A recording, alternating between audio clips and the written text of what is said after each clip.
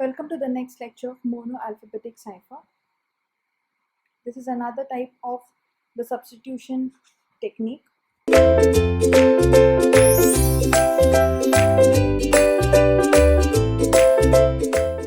Before going into the monoalphabetic cipher, we will just see what is the substitution cipher.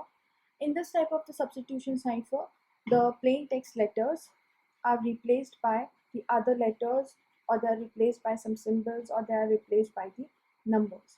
That is, the alphabets in the plain text letters will then be replaced by some of the other alphabets, or they may be replaced by some other numbers, or by some other symbols.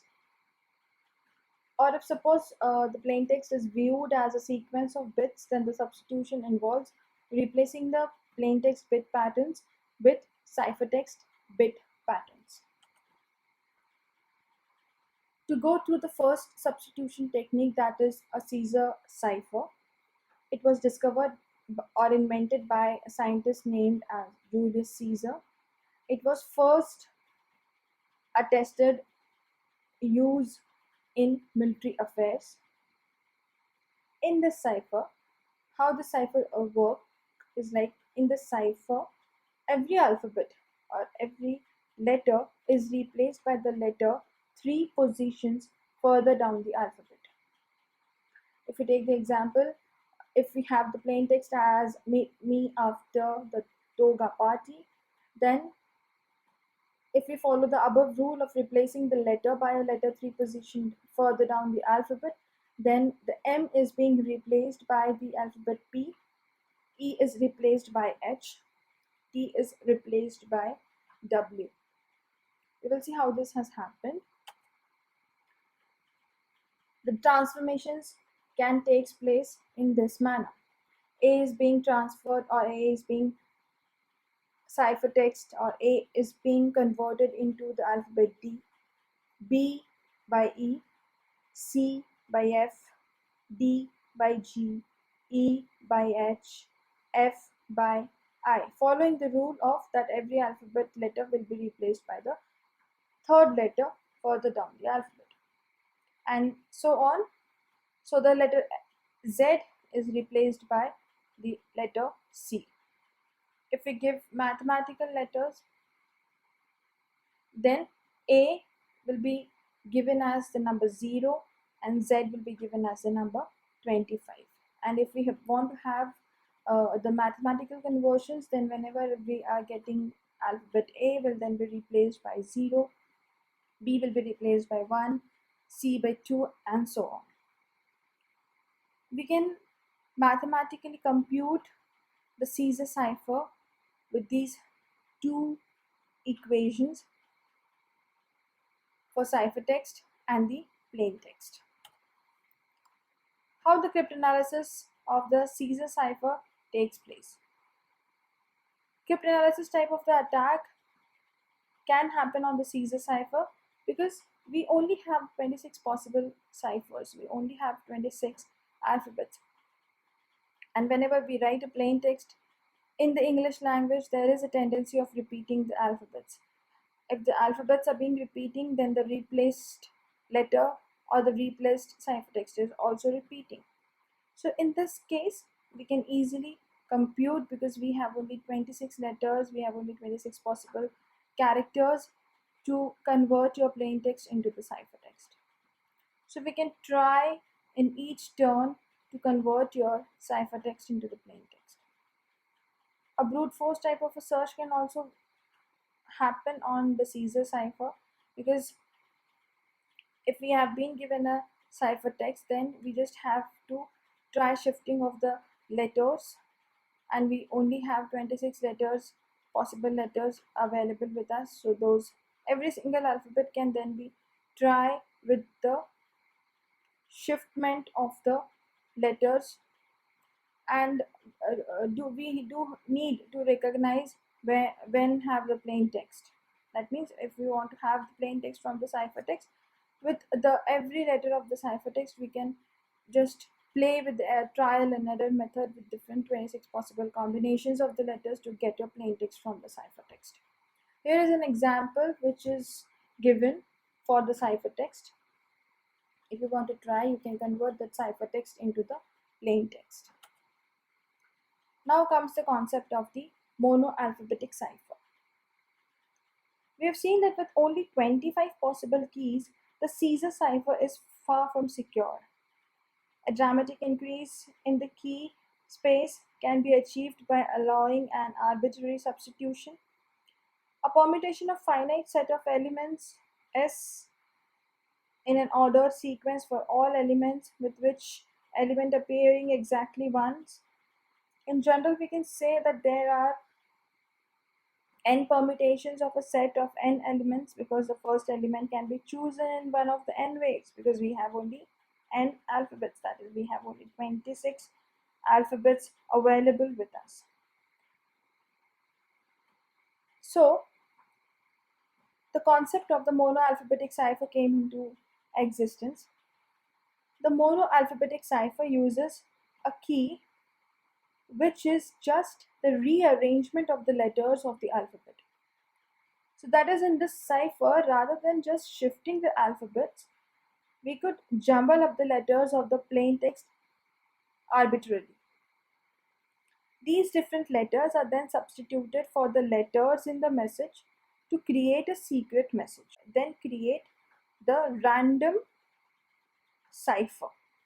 That key is needed to decipher the secret message, and then with that cipher we can then convert your plain text into the ciphertext. So here, if we can see an example, A to Z, we have the alphabets which can be considered as a plain ABC to Z. Then we have just rearranged all those 26 alphabets in an abrupt manner, and the rearrangements, the jumbling of those 26 letters then becomes your cipher. And when you have been given a plain text, as in this case we've been given the plain text, if we wish to replace letters, that is the plain text, and we have to convert this plain text into the ciphertext. So what is the key available with us is the cipher, which is being generated by just jumbling all the 26 characters or the 26 letters of your alphabet. So if we want to replace I, then in the above two lines you can see that I can be replaced by the letter W, F can be replaced by the letter I, W can be replaced by the letter R, E can be replaced by the letter F, again W can be replaced by the letter R, and so on. That means the sequential arrangement of 26 alphabets can be considered here as a key by just reshuffling the positions, reshuffling their original positions and jumbling their original positions. And then that jumbled arrangement of your alphabets can be considered as a key to convert your plain text into the ciphertext. So here in this case of the monoalphabetic cipher, the key size will be 26 letters long. That is only can be considered as the monoalphabetic cipher security. Now here we total have the permutations of the 26, 4 into 1026 keys.